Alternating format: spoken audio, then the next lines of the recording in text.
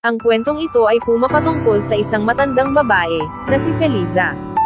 Feli, Malabanyo na nabigyan ng pangalawang pagkakataon na bumalik sa kanyang dating itsura at edad noong panahon ng kanyang kabataan, pagkatapos niyang magpakuha ng litrato sa isang mahiwagang studio. Forever Young Studio, na malapit sa babaan ng bus. Nung una ay gulat na gulat siya sa nangyari pero sa hindi katagalan ay tinanggap niya ang kapalarang ito. Sa pagbabago ng kanyang katauhan ay nagpakalayo-layo muna siya sa kanyang pamilya upang makaiwas sa problemang dinulot niya sa asawa ng kanyang anak na si Ramon.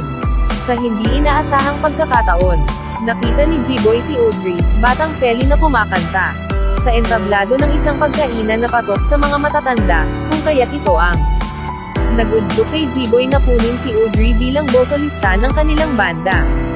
Sa pagtatanghal ng grupo sa iba't ibang lugar ay nadiskubre ni Lawrence ang angking galing sa pagkanta ni Audrey at inalok niya ang grupo na gumanap sa harap ng entablado at ipapakita ito sa telebisyon na naging dahilan ng kanilang pagsikat. Kasabay nito ay ang pagtuklas ni Bert na si Audrey at Feli ay iisa. Napabilang ang bandang Malabanyo sa isang paligsahan na gaganapin sa malaking entablado kung kaya't silang lahat ay nasa sabik sa araw na yon. Pagdating ng araw na iyon, naaksidente si G-Boy at nagdulot ito ng pagiging emosyonal ni Audrey. Kahit ganoon ang nangyari ay ipinagpatuloy nila ang pagtatanghal at ipinangako niyang aawitin niya ang ginawang kanta ng kanyang apo.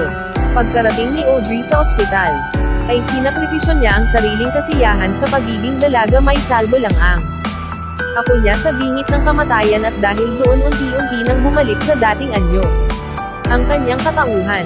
Sa huling bahagi ng pelikula, makikitang nasa loob sila ng entablado at pinapanood nila, Ramon, Angie, Bert, at Feli, ang pagtatanghal nina G-Boy at Hana ang bagong bokalista ng banda, na may ngiti sa kanilang mga labi. Wakas.